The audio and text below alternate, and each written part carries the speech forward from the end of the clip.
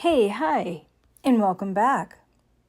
Today we begin a journey through a sacred tale, Alice in Wonderland, but not as a child's story.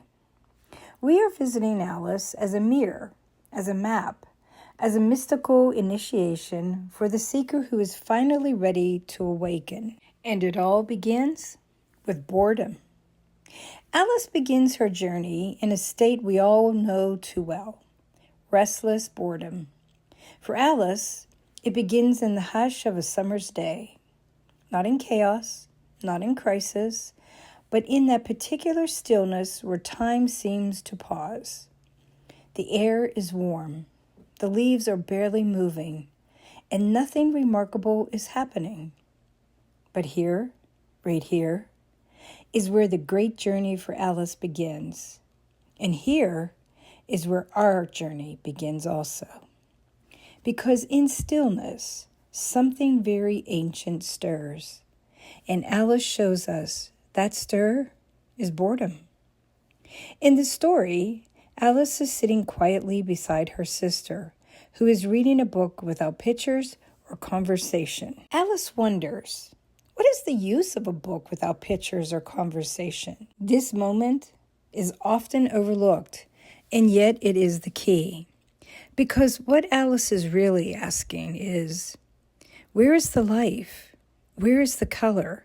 Where is the voice of imagination and the response of connection? She's not just criticizing a book. She's questioning the very framework of a world that values silent information over living experience. This single line, what is the use of a book without pictures or conversation, is a mirror into the first veil of human awareness. It is the exact moment that spirit begins to reject the dull, colorless world of conformity and starts to yearn for something more. Boredom is not the enemy, it's the invitation. In modern life, we are so quick to numb boredom with distractions. But Alice teaches us that boredom is the sacred space. Boredom is the path that leads to many portals of thresholds of secret discoveries.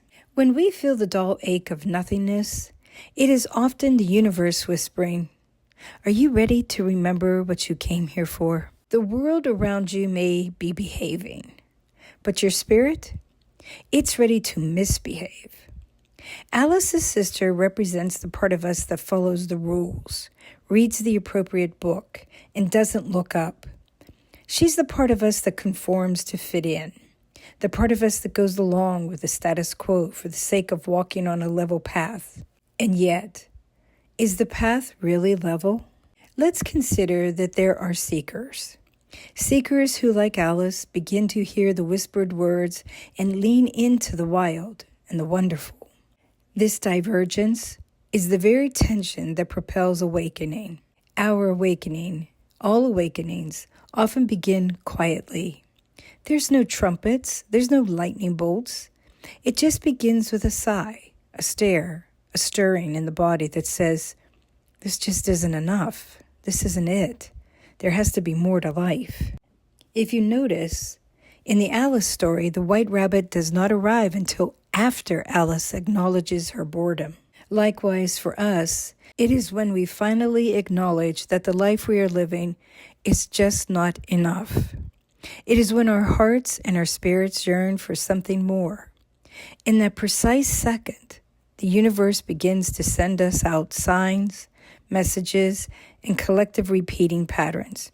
For you see, in that very moment before the white rabbit appears to Alice, something powerful happens. Her spirit pulses out what Alice is feeling inside, within, and she speaks the words that ignite that there must be something more than this. That is the moment the portal opens. This, my friends, is the first step on our spiritual path. It is the first step to our awakening.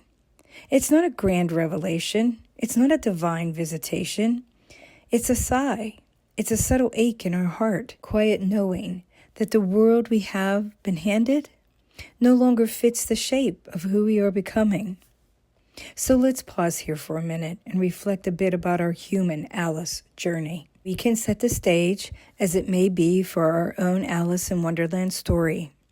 Just like Alice, let's ask ourselves, what parts of our life really feel much like a book without pictures or conversation?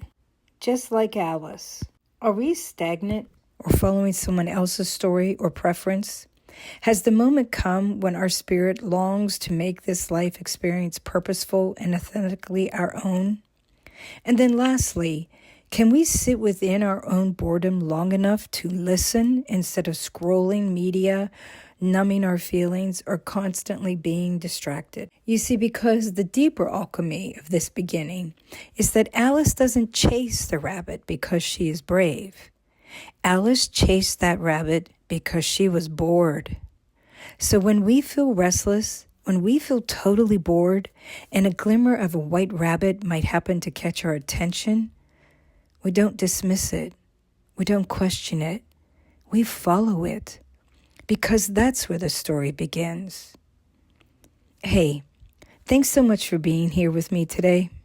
I hope you will continue our Alice journey together, and I welcome any questions or comments that you may have.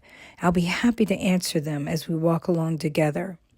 Throughout this Alice series, I'll be leaving more helpful directional information in the description below. See you in the next video, because that's where Alice meets the white rabbit. This is where we start asking really good questions to receive excellent guidance.